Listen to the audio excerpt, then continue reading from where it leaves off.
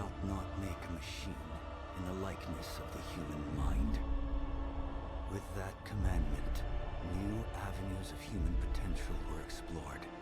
Mentats, Suk Doctors, Sword Masters, and the mystical Bene Gesserit Sisterhood. But it was the Navigators and their monopoly on space travel that set the conditions for the Imperium. But I am telling you of the universe you already know. Let me describe the one you do not.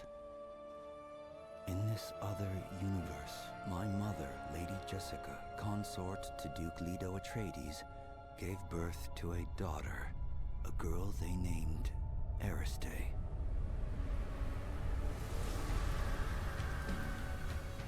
Because of her obedience to the Bene Gesserit, Lady Jessica is trained as a truth-sayer. Because of that training, Lady Jessica was able to detect Dr. Yue's deception. Because of the forewarning of his betrayal, House Atreides survived the Battle of Arrakeen. Because of their survival, the Emperor declared a full-scale war of assassins. Because of the war, the Sardaukar were deployed to ensure spice shipments continued without interruption. Because of the Sardaukar, the Fremen were eradicated. There was no Muad'Dib, no Lisan al-Gaib, no Kwisatz Haderach. I see a universe where I, Paul Atreides, was never born. All my visions lead to horror, except this one. This one leads to you.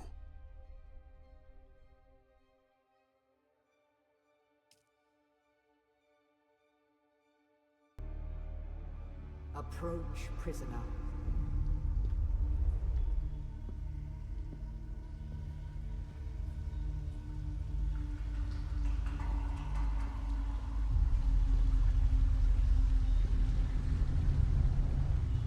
Show yourself, child.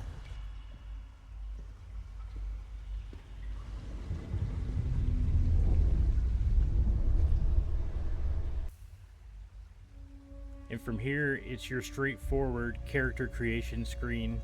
You can customize it literally to your likings. You also have preset characters to pick from, so if you don't want to go through the hassle of creating your own, you can certainly pick one of the preset loadouts. But when I say customize, you can customize everything from the voice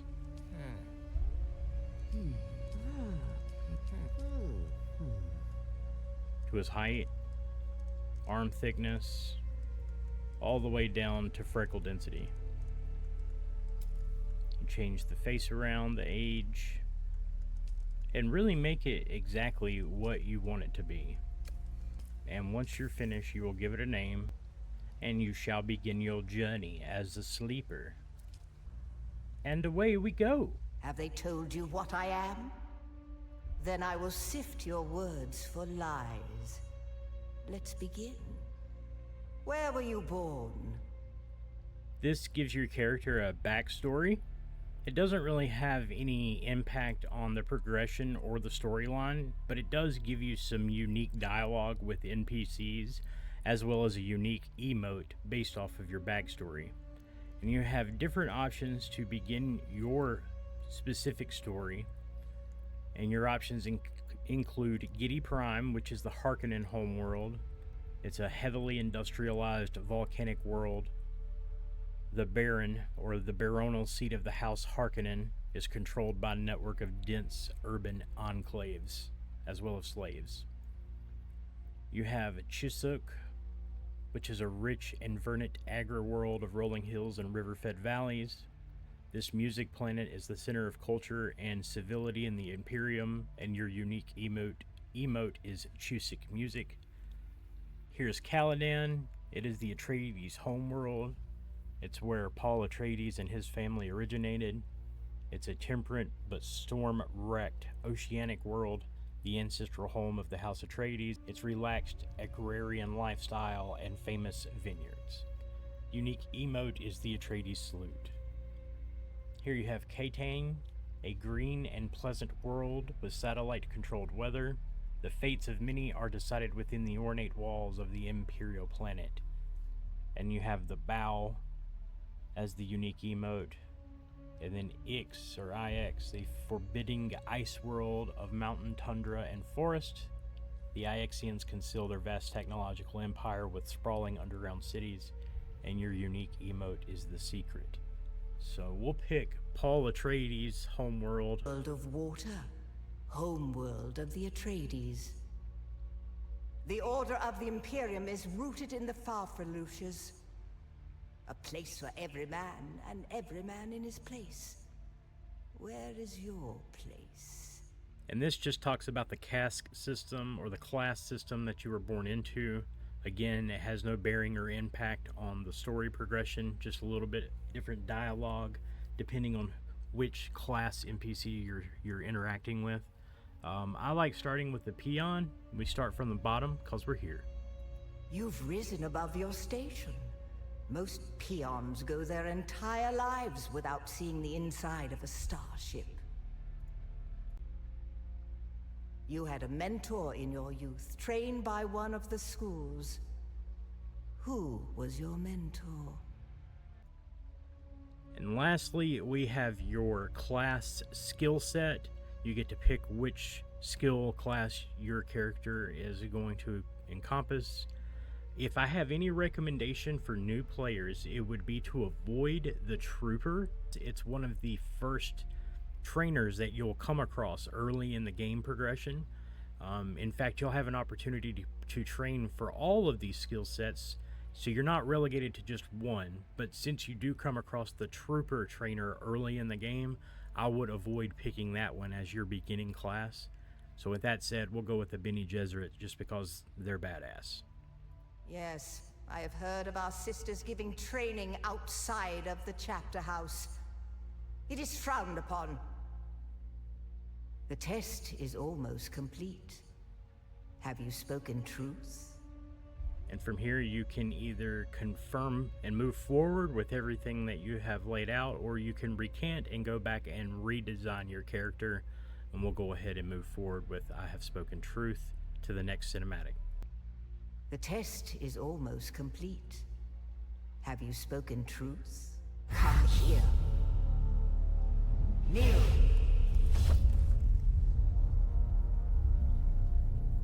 Put your hand in the box.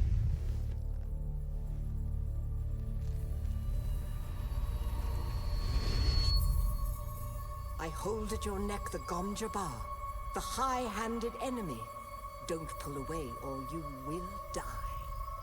Great plots are afoot in the Imperium, and the currents of intrigue run deeply. Arrakis is the key, and the Fremen are missing. You will go to Arrakis as our agent, prisoner. You have one task. Find the Fremen. Wake the sleeper. Everything depends on this. Do you understand?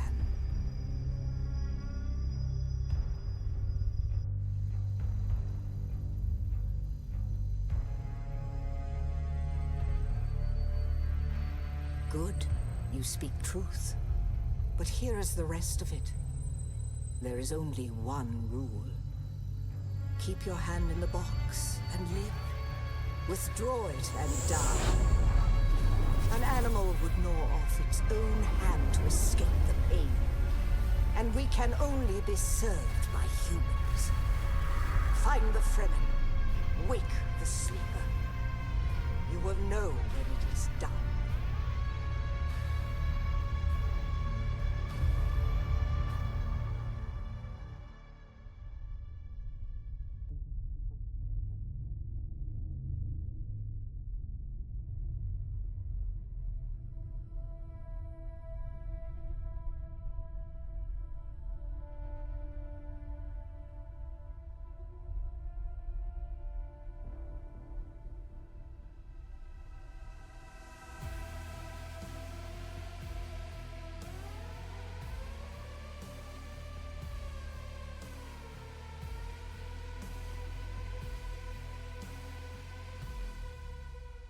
Revisiting the skill tree, as mentioned, you'll have an opportunity to progress in each one of these skill classes. Your trooper class will be the first trainer in the story's progression that you will come across. So this will be the first story-based progression for the skill set that you do not pick at the beginning when designing and creating your character. Each skill set is unique to the class that it belongs to, meaning your Bene Gesserit class is going to have a lot of mind tricks and mind manipulation capabilities, whereas your Swords Master is obviously going to be that. You've got your Planetologist, which has a lot to do with your science classes, your engineering. Items like hover platforms, things like that are going to be centralized here. You've got your Mentat, which are extremely intelligent, forward-thinking, almost psychic abilities. And then, of course, your Trooper sits there. Your grappling hook and your grenades and other tactical assets, all of these skill trees are useful. And I would encourage you to figure out where each of the trainers are early in the game and progress as many of these skills as you can. The more skills you unlock early in the game, the more options you'll have to deal with enemies. The survivability in a survivor game is on point. From here, if you're a new player, it'll give you an option to run through the tutorial beginner part of the game, or you can skip through that, but I would strongly encourage going through the tutorial because it covers a lot of the very basic mechanics like crafting, and crafting is the vital component to everything Dune. From everything you wear, to the weapons you use, to the vehicles you operate, and the bases you live in, literally every bit of it has been crafted by you from the materials that you have gained along the way. So we'll open the crafting menu, and here it shows you that you can create a blade. From the very beginning, it gives you 3 pieces of salvaged metal. We'll craft a blade. And now we have a blade. And you skip over to our inventory and see that it has automatically equipped. And in your loadout, you've got a wheel, a radial wheel. And you can look in the middle and it's numbered, just like a clock, from 1 to 8. Down at the bottom right corner, that is your loadout. So the order in which those are cycled will depend on where they are placed within your inventory on that loadout wheel. And here it'll tell you to hydrate, and you consume some water. So from the very beginning, the game does an excellent job at guiding and directing the players on the very basic mechanics of survivability.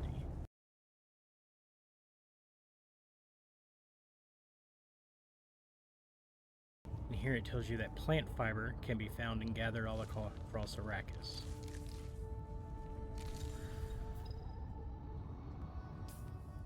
It even allows you to craft a heal kit. So from the very beginnings of the game, it is teaching you how to craft from the materials that you gather.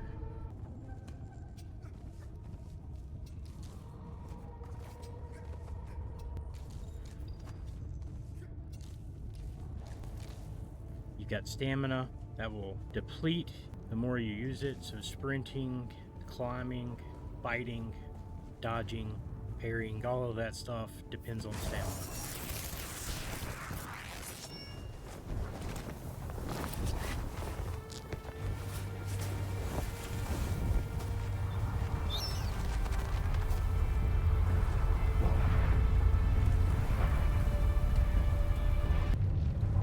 Here, you're sitting back.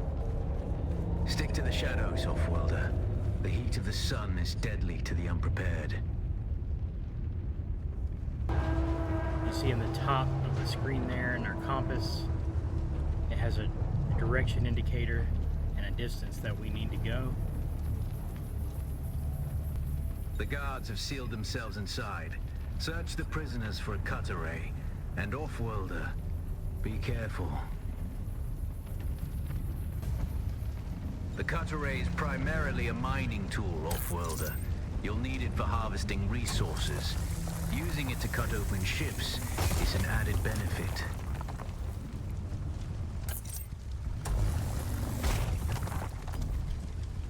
The captain's room is blocked by a pentashield. You'll need a pentashield key to pass through. See if there's another way forward. Ready your weapon, Offworlder. The guards won't hesitate. Neither should you.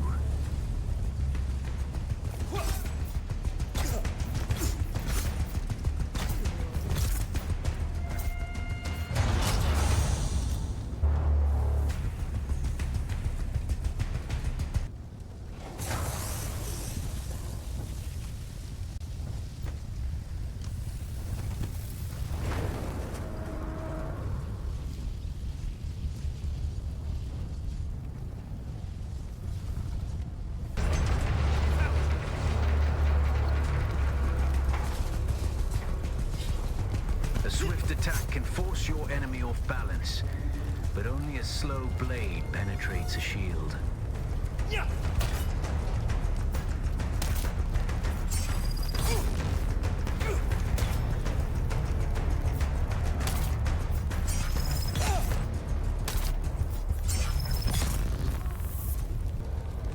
That's the pentashield key. Once you equip it, you can pass through the shield. Get to the captain and activate that transmitter. I'll be there soon.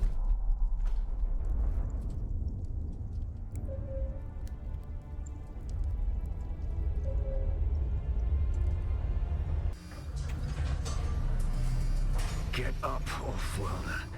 I couldn't wait for you. But now you need to run. The sandworm is coming. Run! Now!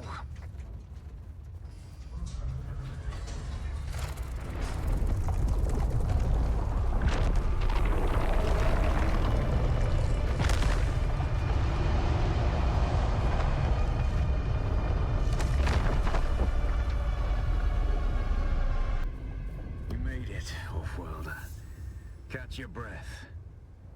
When the Thopter went down, the storm took us far off course. My leg is bad. I need to lay low and treat it before it gets worse. But fear not, Offworlder. Noctua can cover the ground between us with little effort. She will be my eye in the sky so I can continue to offer my sage advice and keep you on this side of the grave. Figure out how to craft yourself some clothing. That Maula outfit won't cut it out here.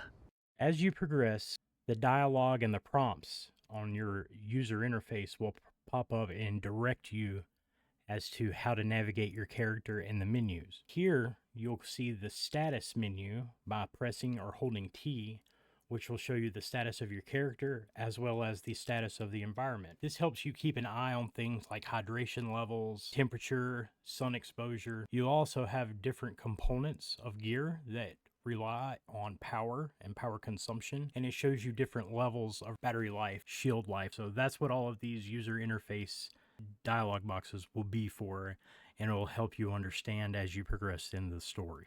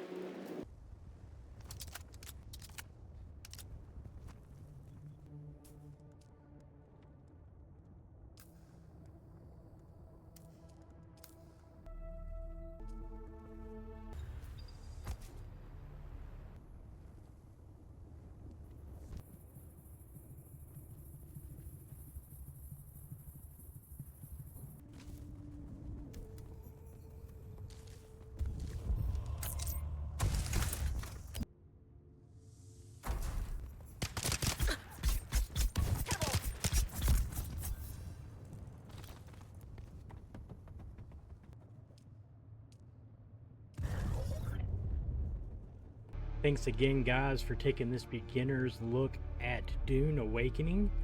Again, this is just a quick overview for all new players that have no background experience with the Dune lore, the canon, or the games. So those that are interested in playing Dune further, give me a like and a subscribe, follow us. We live stream Dune on a daily basis. So we're getting it figured out. Anyone that has questions or would like to see certain content made, please leave a comment. But the next few videos that we have on tap will take a closer look into the combat mechanics, the navigation mechanics, and the quality of life aspects of Dune. We'll take a little closer look at some of the crafting elements and some of the components that are involved with that. Thanks again for checking out my video. This is Martyr for Manhood signing off, and you guys are wonderful. Thanks for checking it out. Be good or be good at it. Take it easy.